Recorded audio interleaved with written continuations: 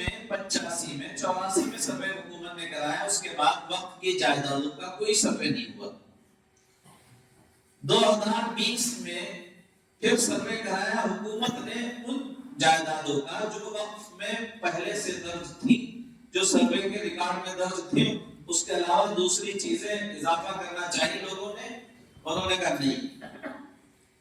हम उसी जायदाद की प्रॉपर्टी को देखने के लिए आए जो मेरे पोर्टल पर, जो मुझे मोबाइल पर दिया गया डाटा, क्या इस जायदाद को देख कर आइए कि ये है कि नहीं है। इसके अलावा अगर कोई कब्रिस्तान, मस्जिद कुछ और बन गई तो हम उसको इसमें शामिल नहीं करेंगे। बात आई और गई हो गई, सर्वे हो गया, पुरानी जायदादों का की है मौजूद, फोटो खींच लिए कि इसके जिम्मेदार ये हैं। मिसाल के तौर पर बेनीगंज ईदगाह 12/1984 को सर्वे हुआ था, उसमें जिम्मेदार मुफ्ती ज़हीरुल इस्लाम साहब लिखे हुए मखदूम। दरगाह है, उसका कोई जिम्मेदार नहीं लिखा हुआ कि ईदगाह के बगल में दरगाह है, उसका कोई जिम्मेदार नहीं। कब्रिस्तान है, उसका जिम्मेदार फलां फलां है, फलां कब्रिस्तान के फलां जिम्मेदार हैं, फलां कब्रिस्तान के फलां जिम्मेदार हैं। इसी तरीके से करबला है, इतने विश्व का है और उसके जिम्मेदार कल्लू हजारी लिखा हुआ, हजारी इसी जमाने में सर्वे हुआ होगा और हजारी चढ़ गया, लिखा हुआ हजारी। फिर जब दोबारा सर्वे हुआ तो फोटो गया तो कल्लू भाई खड़े हुए उस सर्वे पर। उसके बाद बात आई और गई, खत्म हो गई। अब चीजें नई नई आ रही कि हमारे पूरे इलाके में बहुत कम जगह हैं जहां वक्त का सर्वे हुआ था। झुलिया हुआ हमारे पड़ोस के इलाके में, वहां 3 कब्रिस्तान दर्ज है। शादीपुर में कब्रिस्तान दर्ज है, नवरेजपुर में एक इमाम बाड़ा दर्ज है, मुठिया में कुछ नहीं दर्ज है और 8 चीजें दर्ज है। जब उनकी फोटो देखी गई तो सारी संदीले की प्रॉपर्टी मुठिया के नाम दर्ज है, इसलिए मैंने उसे फोन किया था। डाले वाली मस्जिद बोली जाती है मियाबाग में है, वो मुठिया में दर्ज है। इमाम बाड़ा मुठिया में दर्ज है, जो मंगल बाजार में। 8 वक्त दर्ज है जो मुठिया के नाम से दर्ज है, मगर मुठिया का कोई रिकॉर्ड मौजूद नहीं कि यहाँ का कब्रिस्तान दर्ज है। गोरखला दर्ज नहीं, उपपुर दर्ज नहीं। मैंने सारी जगह फोन करके लोगों को बुलाया कि आप आइए, एक अहम मीटिंग हो गया, हजरात बताएंगे आपको करना आगे क्या, इन जायदादों की, प्रॉपर्टियों की हिफाजत कैसे की जाएगी, कैसे क्या करना है। बहुत कम लोग आए, आदमी अपनी जिम्मेदारी नहीं समझता। हमारे यहाँ वो चले जाए, वो चले जाए, वो चले जाए, हम बहैसियत मुसलमान के सब जिम्मेदार हैं। मौलाना साहब जिम्मेदार नहीं है, एक मुसलमान बच्चा है वो भी इस मस्जिद का जिम्मेदार है। कब्रिस्तान है, उसका भी वो जिम्मेदार है। इंतजामन किसी को जिम्मेदारी दी जाती है कि आप तजर्बेकार हैं, आप कर सकते हैं ऐसा काम, उसकी कोई तनख्वाह मुकर्रर नहीं है, मगर फिर भी लोग नहीं आए। अफसोस इस बात का होता है। बहैसियत मुसलमान के, यानी पूछा जाएगा आप सूरा में थे, आप जमात में थे, जाते थे कि नहीं जाते थे, आप मुसलमान हैं, आपकी प्रॉपर्टी थी, आपने उसकी हिफाजत क्यों नहीं की, आप कर सकते थे। आप बरेलवी हैं, देवबंदी हैं, अहले हदीस से किसी वक्त में फिक्र से ताल्लुक रखते हैं, कुछ ही नहीं पूछा जाएगा मुसलमान क्या आपने क्या किया। कल हम चले जाएंगे, जो मरेंगे उनको कहां तदफीन किया जाएगा, घरों में रखोगे। सबसे बड़ा अहम मसला ये है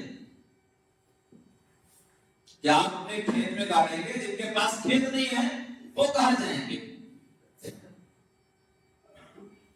हम अपने खेत में नहीं रख पाएंगे, आप अपने खेत में नहीं रख पाएंगे, आप अपने खेत में नहीं रख पाएंगे, वो बेचारे कहां रखे जाएंगे।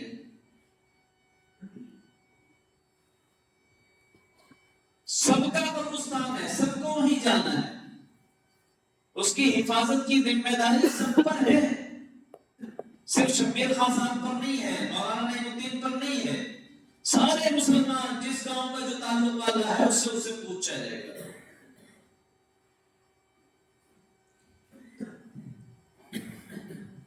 हम बिल्कुल सोए बैठे, अभी अपना खेत है, सारे कानून हम जानते हैं। हाई कोर्ट जाना पड़े, सुप्रीम कोर्ट जाना पड़े, सिविल कोर्ट जाना पड़े, मारपीट करना पड़े, कत्ल करना पड़े, हम सब करने के लिए तैयार। गाली भी दे देंगे, मार भी देंगे, भाई भाई को मार देगा। कभी इस मसले पे सोचा कि हम मर जाएंगे कहां रखे जाएंगे? जिम्मेदार जमीयत के मुकदमा लड़ रहे हैं, नवंबर में फिर एक फैसला आएगा जो अबूरी और हतमी फैसला होगा। जिन शिकों पर जमीयत उलमा ने बड़ी कोशिशें की, दिन रात बड़े बड़े उकला से मशवरे किए, आज शमशान, कपिल सिब्बल जैसे बड़े बड़े वकील जिनकी एक दिन की फीस 15-15 लाख रुपए जमीयत को दे के लड़ रही है, जिनको पेशाब करने की फुर्सत में उसे वक्त ले रहे हैं, मौलाना महमूद मदनी साहब, मौलाना अरशद मदनी साहब, जमीयत के बड़े बड़े उलमा कि आप इस काम को करिए, हम पैसे देंगे, हम 1-1 रुपया मांग लेंगे, हम धोली फैला लेंगे, वरना सारे हिंदुस्तान के मुसलमानों का मसला। अब खामोश बैठो, जिनके यहाँ हिंदुस्तान दर्ज नहीं है, राजस्व विभाग में अगर दर्ज है तो उसका इंतखाब निकलवाइए, उसका खसरा निकलवाइए। कभी उसके बाद अपने खसरा इंतखाब निकाला, यही गलती है सबकी, आप एक नहीं है, सारी कौम इसी में मुब्तला। हमने परसों वकील साहब को बुला के 3 घंटे मेहनत की और किसी गांव का कोई रिकॉर्ड नहीं मिला वक्फ बोर्ड के अंदर। ग्राम पंचायत बिलवा, इतनी बड़ी ग्राम पंचायत है, कोई रिकॉर्ड नहीं। लालता खेड़ा का रिकॉर्ड मिला, आस पड़ोस जितने गांव हैं किसी का कोई रिकॉर्ड नहीं मिला। जहां जहां मुझे मालूम है कि इस गांव का मजरा ये है, बड़ा मजरा ये है, कल्याणमंद का कोई रिकॉर्ड नहीं, बरगदिया का कोई रिकॉर्ड नहीं, इतनी पुरानी ईदगाह कब्रिस्तान सब कुछ है। पहले बचपन में लोग नमाज पढ़ने जाते थे वहां, कि यहाँ बाद में होगी, वहां पहले हो गई, वो पाकिस्तान के रेडियो से पढ़ लेते हैं। कहीं का कोई रिकॉर्ड नहीं मिला, सिर्फ त्योना का कब्रिस्तान मिला। मैंने उनसे पूछा ये मस्जिद कल हमारे खेत में बनी हुई, मैंने कहा नंबर, कल आज तक नंबर नहीं निकाला, हमारा खेत था ये। कहीं का कोई रिकॉर्ड नहीं। चकबंदी में हमने दर्ज करा दिया था। चकबंदी के बाद जिस तरीके से आप अपने खेतों के इंतखाब निकालते हो, क्या इस तरीके से कभी कब्रिस्तान के बारे में सोचा कि इसका इंतखाब भी निकालना जरूरी है? हम 6 महीने में, 2 महीने में, 3 महीने में अपने इंतखाब निकाल लेते हैं।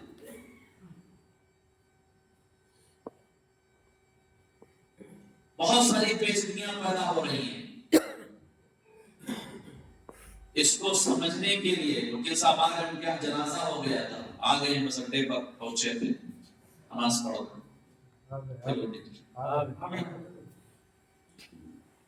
अभी तफसीलात से बताएंगे। सिर्फ संदीला से पूरे इलाके में काम कर रहे हैं, जो संदीला तहसील के गांव हैं, जा जाकर अपना पैसा, अपना पेट्रोल खर्च करके। मैंने कई गांव में पूछा कि हम लोग मीटिंग करना चाहते हैं, वकील साहब ने कहा यहाँ मीटिंग कराए, पहले पूछ के बताएंगे। आजकल लोग हो नहीं पा रहे, जुड़ नहीं पा रहे, खेतों में काम बहुत, ये कोई काम ही नहीं है, खेत यही रह जाएगा, दूसरा करेगा, मगर ये चीजें चली गई तो कौन करेगा? ये नस्लें हमें और आपको कोसेंगी कि पड़े पड़े खाते रहे और कुछ नहीं किया हमारे लिए, हम आगे को नहीं सोचते। दूसरी चीज जो पूरे मुल्क पर मुसल्लत की गई वो SIR है। हम आप इस वक्त कोई वोटर नहीं, इतने बड़े मजमे में से पूरे मुल्क में कोई वोटर नहीं रहा, सारे वोट की वो छीन ली गई। अब हम और नहीं कर सकते। उस सिलसिले में भी हमारे यहाँ बिल्कुल खामोश बैठे हैं कि कुछ करना ही नहीं। बड़ी जिम्मेदारी हम सब पर है, हमारे बूढ़ों पर भी है, जवानों पर भी है, पढ़े लिखों पर भी है। और नहीं करेंगे तो कल शेल्टर होम जाने के लिए तैयार रहिएगा। ये एनआरसी जिस तरीके से आसाम के मुसलमान 10 साल जिंदगी भर लड़ते रहे, सुप्रीम कोर्ट ने राहत दी। जब जमीयत उलमा सुप्रीम कोर्ट के दरवाजे खटखटाए तब राहत मिली। और आज भी बहुत सारे लोग ऐसे हैं जो सेंटर होम में पड़े सड़ रहे हैं, जो अपना सबूत नहीं पेश कर पाए, जिसमें 6 लाख लोग हैं, उसमें मुसलमान भी हैं 2 लाख के करीब और 4 लाख हिंदू।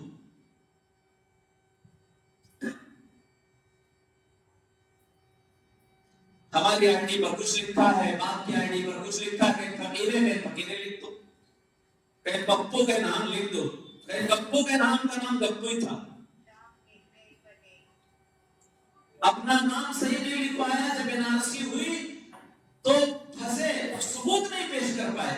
आज बेचारे वो शेल्टर होम में पड़े सड़ रहे हैं।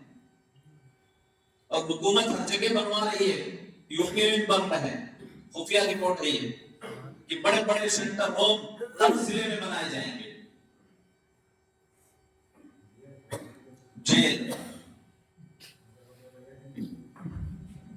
एक जेल खाना है कि जहां आपसे कोई मतलब नहीं है, आप गैर मुल्क से भाग कर यहां रहे, आप जब सबूत नहीं पेश कर पाएंगे। एसआईआर में करना क्या है, वकील साहब आगे वही तफसीलात से समझाएंगे। उनकी बात को समझिए, अपने रिश्तेदारों को, अजीजों को, अपने मुसलमान भाइयों को, किसी भी मजहब का ताल्लुक रखने वाला हो, हमारा पड़ोसी है, उसको ही बताएं कि ऐसे करना। ये सबके लिए मुसीबत है।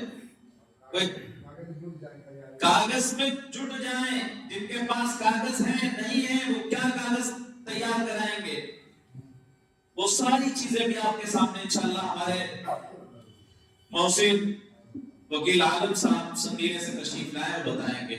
आगे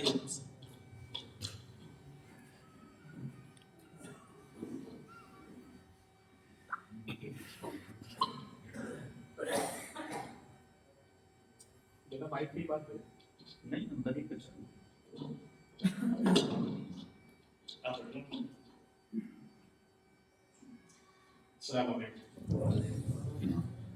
परसों मौलाना साहब से बात हुई थी हमारी। सरकार ने एक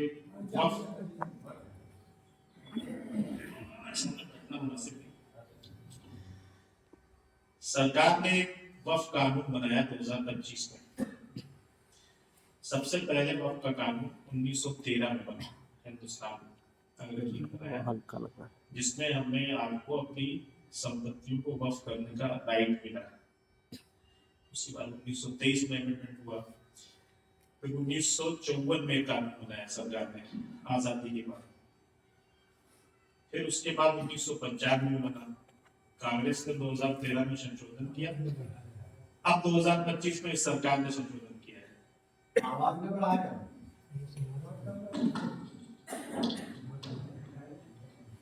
आवाज में बढ़ाओ।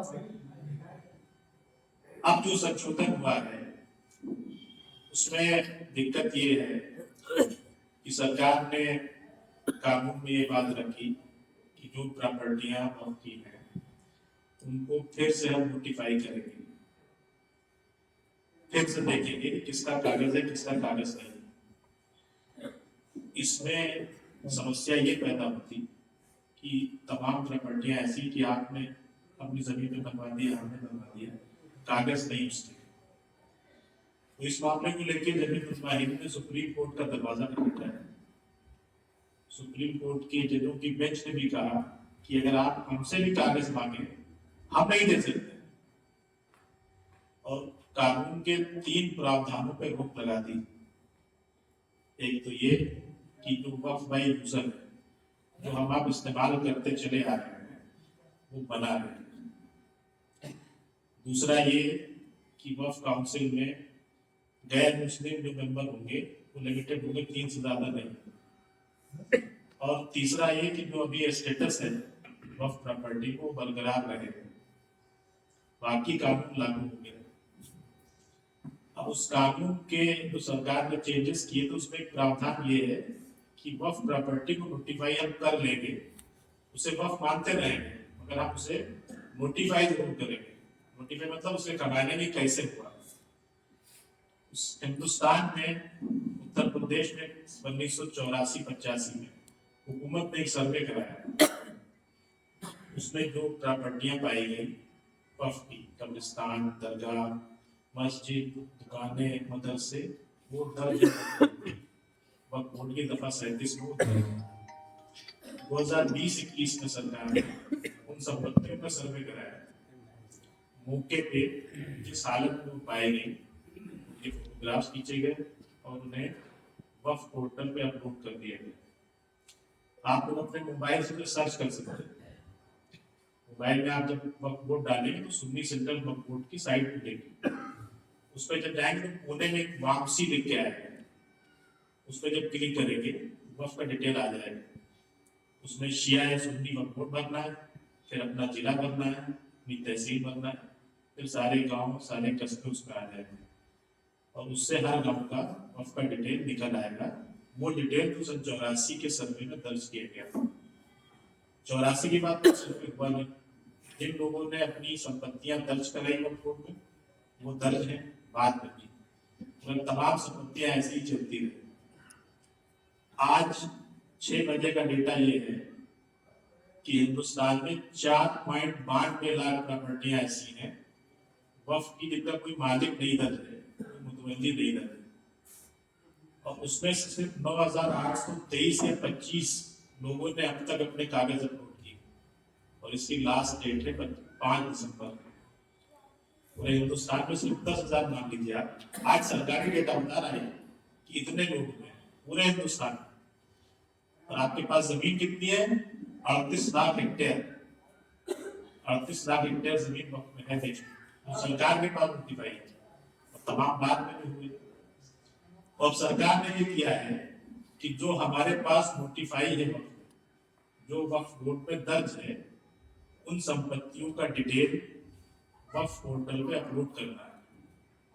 उसमें एक बड़ी परेशानी ये है कि उसी गांव का रहने वाला व्यक्ति होना चाहिए जहां संपत्ति स्थित है, वही उसका खादिम या मुतवल्ली बन सकता है, पहली चीज।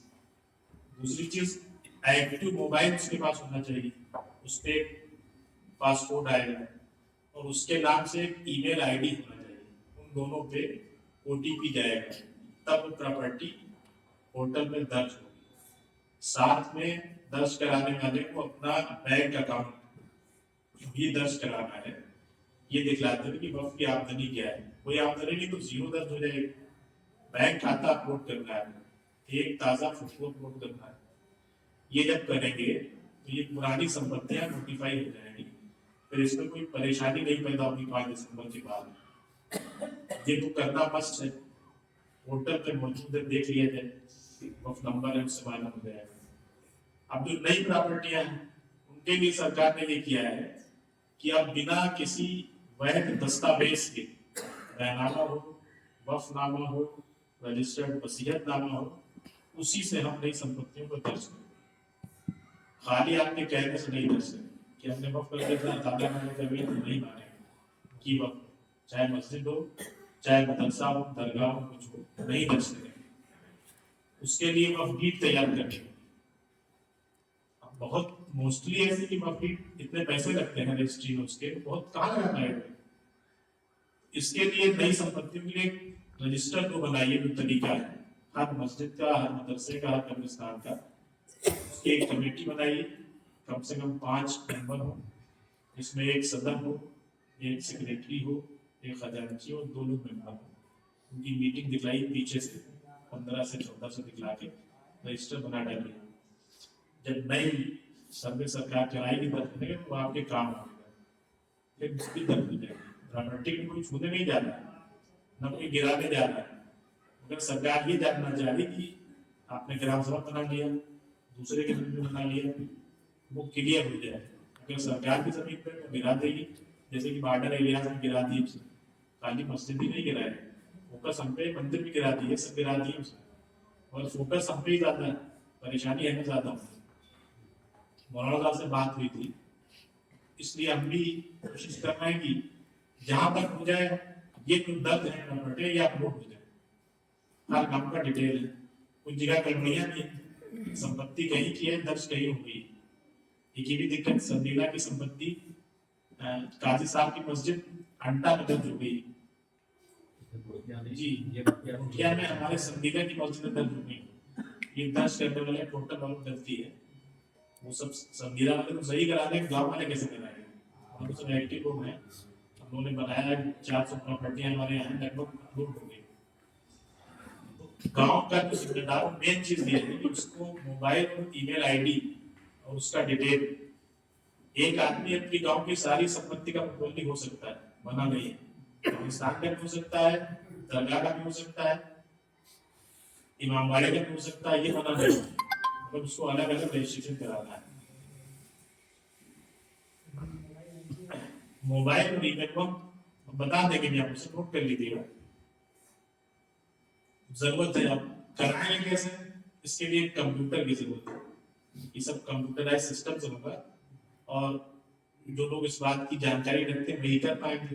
पीडीएफ फाइल बनेगी, वो अपलोड होगी, इसमें जानकार आदमी कोई हो, कोई एक जगह होगी जहाँ लोग करा लें, तो मोबाइल से नहीं कर सकते हैं, कंप्यूटर और स्कैनर की जरूरत है। ये डिटेल इकट्ठा कर लीजिए, मौलाना साहब किसी को देख लेंगे, यहाँ कोई होगा जो पैसे देगा, एक अपलोड होने में 60-70 रुपए का खर्चा आ रहा है, समझ लीजिए, जो लेगा तो करने बनाने में इंटरनेट इस्तेमाल, किसी को दे दिए वो करा देगा। ये तो हर गांव से इकट्ठा हो जाए जो प्रॉपर्टियां दर्ज है। वापसी पोर्टल है, आप लोग खोल लीजिए, उस पर मोबाइल पे आप अपने गूगल पे वक्फ बोर्ड डालेंगे,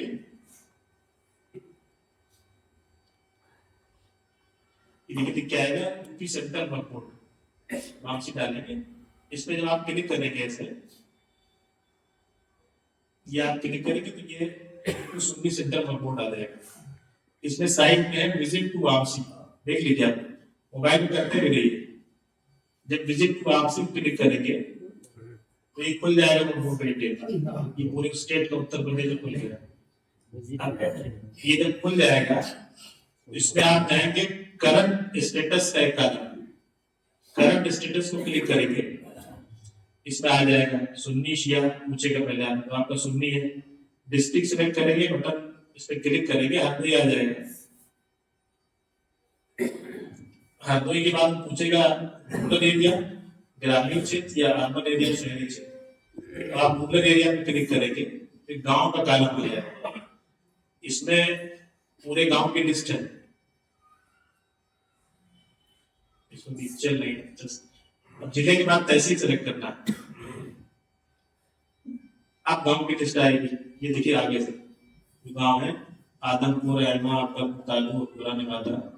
अब किसी गांव का चेक करना है, 8-60 का चेक करना, क्लिक करेंगे, व्यू डाटा में जाएंगे तो इसमें आ जाएगी 8-60 में कोई प्रॉपर्टी दर्ज नहीं है, 0 आ जाएगा, वहां कोई प्रॉपर्टी 84-85 सभी में दर्ज नहीं, इसमें नहीं है। जैसे आप बेनीगंज में बैठे हैं, बेनीगंज देहात इसमें आएगा, देखिए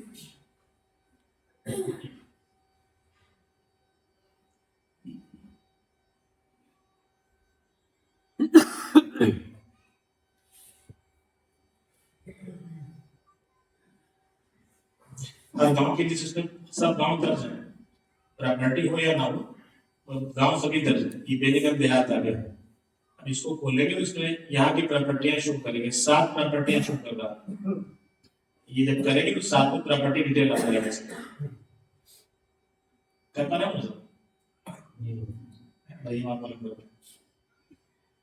ये सब लोग कर लीजिए, मोबाइल थोड़ा सीखना तो पड़ेगा ही।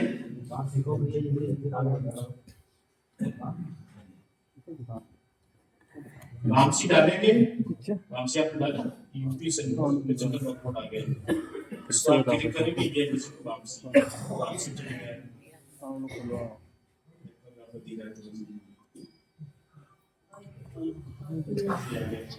इसमें करंट सिस्टम डालना, करंट स्टेटस, ये सुन्नी सेंटर शिया सुन्नी क्लिक करनी है, ये जिले का सभी जिले की जिले का देखना है, ये हर कोई आ गया, ये विसर्ग डिस्ट्रिक्ट यानी तहसील।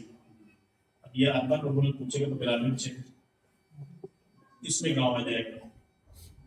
ये गांव जो देखना है आपको, जैसे बहुत आपको देखना है, बहुत में एक प्रॉपर्टी ये एक तो क्लिक करेंगे, आगे हिंदुस्तान करते हैं, ये देखा है पदार्थ सर्वे कब हुआ, आपका नंबर क्या था, 123 नंबर था, इसे बंद कर दी। वापसी वाला कर लीजिए सब लोग, तो मोबाइल लड़के जानते हैं लोग कर लें, पुराने लोग तो नहीं कर पाएंगे। इससे आपको वक्फ की संपत्तियों का डिटेल मिल जाएगा, जो जहां कहीं भी दर्ज है, 84, 85, 86 सब में दर्ज की गई, वो मिल जाएगा। उससे कंफर्म हो जाएगा कि हमारे ये चीजें वक्फ बोर्ड में दर्ज है। फिर उसके बाद आप ये तय कर लें कि कौन सी नहीं दर्ज है। जो नहीं दर्ज है उसकी एक कमेटी तश्कील कर लीजिए, बैंक डेट में करिए, 10 साल पहले 15 साल पहले बनाइए और उसको रजिस्टर बना लीजिए। मीटिंग दिखाइए साल में 3 से 4 बैठक हुई, इस पे तबादला ख्याल हुआ, ये बात लिखित में आ जाए, सबके दस्तखत हो जाए। तो ये जब नया रजिस्ट्रेशन शुरू होगा संपत्तियों का, उसमें आपके काम आएगा। नया शुरू करेंगे जो नहीं है उसका, उसमें ये काम आएगी आपकी। ये जरूरी इसलिए है कि अगर 5 तारीख तक आपने अपनी संपत्तियों का डिटेल उस सरकार के उम्मीद पोर्टल पर अपलोड नहीं किया, तो सरकार ये मान लेगी कि इन संपत्तियों का कोई वारिस बाकी नहीं है। फिर सरकार उसे अपने मैनेजमेंट में ले लेगी और जैसे वो चाहेगी एसडीएम को, डीएम को, जिसको चाहेगी उसका एडमिनिस्ट्रेटर बना देगी। तो उसके हिसाब से उसका निजाम चलेगा। अगर आप सब नहीं कराते तो मान लिया गया कि लावारिस से संपत्ति, जब लावारिस सरकार उसकी वारिस बन जाएगी, फिर आप नहीं कुछ कर पाएंगे। आपको टाइम दिया कि सुप्रीम कोर्ट में जमीयतुल टाइम बढ़वाने के लिए मुकदमा दायर किया है, सुनवाई नहीं हो पाई है। 5 तारीख डेडलाइन है, हो सकता है बढ़ जाए और हो सकता है नहीं बढ़े। आपको जिम्मेदारी समझते हुए 5 तारीख तक इसे कर डालना है। छोड़ेंगे तो जो संपत्ति हम हाथ में बैठेंगे, फिर आपका मैनेजमेंट नहीं चलेगा। कोई एसडीएम बन जाएगा, कहीं का तहसीलदार बन जाएगा, कहीं का डीएम बना दिया जाएगा। आज आप एसडीएम और डीएम तक नहीं पहुंच सकते, मैनेजमेंट बनने के बाद कौन पहुंचता है? तो जो कहेगा चले, कहेगा नमाज 4 बजे होगी, आप कहें 5 बजे होगी, मुकदमा लिख दिया जाएगा। वो कहेगा ये इमाम पढ़ाएगा, आप कहेंगे ये पढ़ाएगा, आपके खिलाफ मुकदमा लिख जाएगा कि न्यूज़न फैलाना। इसलिए अपनी वक्फ प्रॉपर्टियों का निजाम अपने हाथ में करने के लिए इख्तलाफ हो, मामला नहीं हो, वो सब बात हो जाएगा। रजिस्ट्रेशन जरूर करा दीजिए, वक्फ दर्ज हो जाएगा, इसके वारिस हैं, झगड़ा घरों में होते हैं, निपट लिए जाते हैं, वो प्रॉपर्टियां बची रहे। सबसे बड़ा अंदेशा ये है कि 4.92 लाख प्रॉपर्टियां जो हैं, उनमें अभी कोई सिर्फ 9,000 कुछ का अपलोड हो पाया है, बस बाकी अभी खाली है। अब आप समझ लीजिए कितनी बड़े गए। टाइम कितना बचा है? आज आप 8 तारीख में बैठे, 5 तारीख लास्ट डेट। वक्त प्रॉपर्टियों को जरूर दर्ज करा दीजिए जितने भी लोग हैं, और कोशिश करिए गांव का आदमी बन जाए, कोई पढ़ा लिखा आदमी उसको भी बना दीजिए। मदद करने के लिए हम लोग हैं, हमारा साथ जहाँ पे जो खड़ा रहने वाला होगा कि आप खड़े हैं यहाँ, ये बहुत जिम्मेदारी का काम, बहुत जरूरी काम है, वरना तमाम प्रॉपर्टी डिस्प्यूट पैदा हो जाएगा। संपत्तियां जाएंगी कहीं नहीं जाएंगी, सरकार उसकी जिम्मेदार हो जाएगी। आप कहेंगे हम दफन करना चाहते हैं, तो नहीं है, ये बात चुका है, यहाँ कोई दफन नहीं, संधि डालेगा। बड़े बड़े शहरों में यही तो हो गया ना, 5-5, 10-10 किलोमीटर का विस्तार है, लोग कहते हैं आप नहीं दफन होंगे, जो हो गया तो आपका कोई कहने वाला नहीं, तो संधि ले जाइए करूंगा। ये परेशानी पैदा होने वाली, इस पे गौर करने की जरूरत है। तो कल को कोई घर बना लेगा तो उसको कहेगा भाई तो यहाँ रहने लगे, तो जब उठते गए एडमिनिस्ट्रेटर एसडीएम होगा, कहेगा नहीं तो यहाँ लोग रहने लगेंगे, अब यहाँ नहीं होगा, कहाँ ले जाएंगे? अपने खेत में भी तो नहीं रखते, जहाँ सरकार कहेगी वही रखेंगे। नया कब्रिस्तान में तो नहीं तैयार कर सकते हैं, नई मस्जिद तो नहीं बना सकते हैं, सरकार से परमिशन दे तभी तो बनेगा। आप सोचें कि अपने खेत में नहीं रखते, नहीं रख सकते, इसलिए जरूरत है, बहुत बड़ी परेशानी आने वाली है। ये प्रॉपर्टियां जो भी गांव में है, वामसी पोर्टल पे चेक कर लीजिए, जहां तक हो सकता है हमसे पूछ लीजिए, हम चेक करके बता देंगे। मगर एक आदमी 10-20 प्रॉपर्टी से पता कर सकता है, पूरी तहसील का तो नहीं बन सकता, और बन भी जाए तो देखभाल उसकी कौन करेगा। अब जल्दीकन बैठे हैं, उन्होंने अपने मक्की भाई से मिलकर 10-15 अपना करा दिया कि हो जाएगा उनसे, मगर कल को कितनी कराएंगे? फिर आप लोग वक्फ माफिया कहने लगेंगे कि 100 जगह उन्होंने मिलता बता दें, यही है कि नहीं? तो हर आदमी अपने गांव की प्रॉपर्टी देख ले, उसे दर्ज करा ले, 5 तारीख इसकी डेडलाइन है। अगर नहीं कराएंगे तो अपनी संपत्तियों से हाथ धो बैठेंगे, संपत्ति रहेगी, आप कुछ कर नहीं पाएंगे। ऐसी बहुत सी चीजें आप देख रहे हैं जहां नहीं हो पा रहा है, कुछ एडमिनिस्ट्रेटर सरकार बैठा देती है, उसको कोई बर्बाद होती नहीं, बर्बाद होती रहती। ये 10 जरूर करा लीजिए। वक्फ अगर नहीं कराते हैं तो परेशानी के लिए तैयार रहिए। अब जरूरत हमने आपको बताई, पहले तो वक्फ संपत्ति का डिटेल आपके पास होना चाहिए कि संपत्ति क्या है, मस्जिद है, मदरसा है, कब्रिस्तान है, उजला है, दरगाह है, इमाम बाड़ा है, दुकान है, मकान है, ये डिटेल आपके पास होना चाहिए। उसकी चमत्ती होना चाहिए, उसके पूरब में क्या है, पश्चिम में क्या है, उत्तर में क्या है, दक्षिण में क्या है, ये चमत्ती होगी। वक्फ संपत्ति का एक फोटो होना चाहिए जीपीएस कैमरे से, गूगल वाले कैमरे से। ये 3 चीजें हो गई। और वक्फ की एरिया कितना है, बिस्वा है, 2 बिस्वा है, 5 बिस्वा है, उसको स्क्वायर मीटर में रखना है कि इतने स्क्वायर मीटर एरिया, मस्जिद का एरिया इतना है, कब्रिस्तान का एरिया इतना है। और जो जिम्मेदार है, वो खादिम है, उसका फोटो, वक्फ की आमदनी के लिए उसका बैंक खाता भरा जाएगा, उसमें उसका मोबाइल नंबर और ईमेल आईडी, ये चीजें होना ही चाहिए उसके पास, तभी रजिस्ट्रेशन हो पाएगा। रजिस्ट्रेशन के लिए किसी कंप्यूटर वाले आदमी की जरूरत होगी, जनसेवा केंद्र है या तहसील में कंप्यूटर वाला तो बैठते हैं, ये लोग दिन भर का मालूम रहता है, ये चीजें आपको जरूरत है। वक्फ की बात होगी। अगर ये नहीं है तो उसे इकट्ठा कर लीजिए, गाँव घर में सबसे मिलकर के बना लीजिए, किसी का भी खाता लगा दीजिए, ऐसा हम अपना लगा दें, खाते से कोई सरकार को मतलब नहीं है, अपलोड करना आपका बैंक डिटेल। खाता ना मस्जिद नाम में खाता है, ना मदरसे नाम खाते बहुत कम होते हैं, कब्रिस्तान तो होते नहीं कब्रिस्तान में नाम, तो उसमें खाते की है तो जो बन रहा है उसका एक खाता लग जाएगा, फॉर्मेलिटी पूरी होनी चाहिए। और सरकार ने को कंपलसरी किया है कि दफा 37 की नकल भी लगनी चाहिए। वक्फ बोर्ड में जो संपत्तियों का नंबर है उसे दफा 37 कहते हैं, वक्फ का खसरा। वक्फ बोर्ड में लखनऊ में अगर आज आप जाएंगे तो कल मिलेगा या परसों मिलेगा, क्योंकि पूरे प्रदेश के लोग बेचारे आए उनमें लाइन लगे, 200 रुपये उसकी फीस है, जमा करेंगे उसकी रसीद मिलेगी, 2-3 दिन लग रहे हैं मिलने। अगर नहीं है तो हम लोगों ने जो वक्फ नंबर है इसी को अपलोड किया जा रहा है, नंबर जेन्युइन सही है, सरकार ने दे रखा है, वो लोड कर दीजिए, मिल जाए तो मंगवा लीजिए, कोई जाने वाला लखनऊ हो मंगवा लीजिए, दफा 37 मिल जाएगी वहां से। नहीं है तो इसमें जो नंबर दिया भैया अप्रूव हो जाएगा, माना जाएगा। बैलेंस कैलकुलेशन यह है कि ये प्रॉपर्टियां दर्ज हो जाए 5 तारीख से पहले, नहीं करेंगे तो परेशानी में पड़ना लाजमी। कोई मदद नहीं करने वाला है, ना आपका एसडीएम कोई मदद करेगा, ना सरकारी अधिकारी की मदद करेंगे, ना बोर्ड के चेयरमैन या उसके मेंबर आपकी मदद करेंगे। अगर करना होता तो कैंप करने लगे होते, गांव नहीं तो तहसील स्तर पे कैंपिंग होने लगी होती। एक महीने से कम का वक्त बचाए, कोई ध्यान देने वाला नहीं है, हमें आपको करना है, इसमें लग जाएगी सब। जहां जहां लोग नहीं आए उनको बता दीजिए, मौलाना साहब पूछ के बता दिया, मौलाना साहब निकाल देंगे कैसे प्रॉपर्टी निकलनी है, क्या है कर दी। और जहां दर्ज नहीं है, मस्जिदें बन गई हैं, मदारिस बन गए हैं, उनकी कमेटी जरूर बना लीजिए, रजिस्टर मेंटेन कर दीजिए, बनाते रहिए, उसमें निगाह पड़ी करते रहिए, निगाह पड़ी आगे काम आएगी, और खाली जमानी से मगर काम नहीं आएगा। ये बहुत जरूरी काम है, नहीं करेंगे परेशानी में पड़ जाएंगे।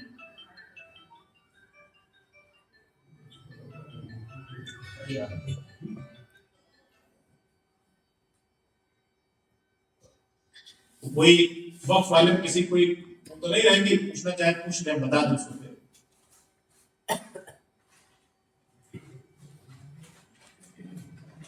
दफा 37 हमले से भी तो निकल सकती है।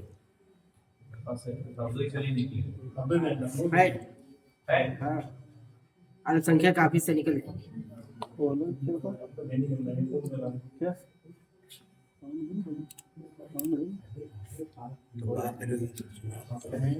आवाज नहीं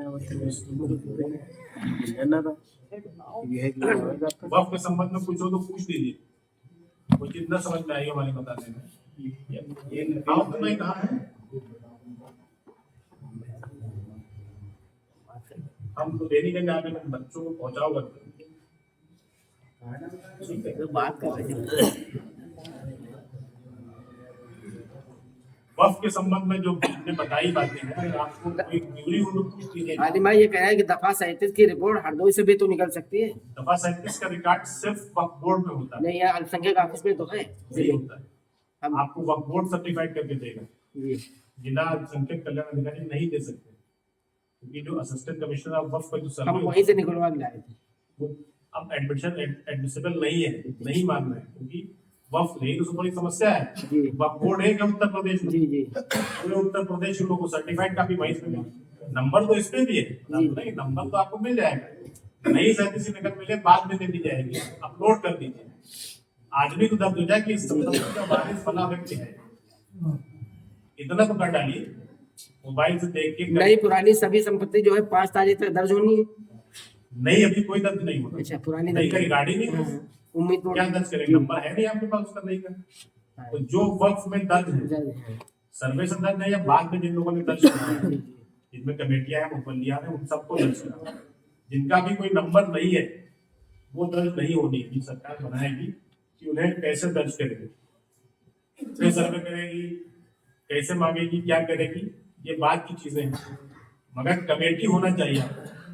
एक कमेटी आपको बनानी, किसी भी इदारे की देखभाल के लिए, मस्जिद हो, मदरसा हो, कब्रिस्तान हो, एक इदारा है, उसकी देखभाल के लिए 5 लोग कम से कम कमेटी होना चाहिए। वो बना डालिए, रजिस्टर में लिख डालिए उसको, कोई परेशानी आए हम आ जाते हैं कभी कभार यहाँ तहसील में, पुरानी तहसील में बैठते हैं, सीओ ऑफिस के सामने, वो नंबर ले लिए, हम मदद के लिए तैयार हैं, सब कहीं पहुंचना बड़ा मुश्किल है जी जी तो कभी हमें फुर्सत है तो दूसरे को हमें फुर्सत है जी। इसमें कोई वो तो नहीं रहेगा वक्फ वाला, नहीं सब लोग समझ गए वक्फ वाली मामला।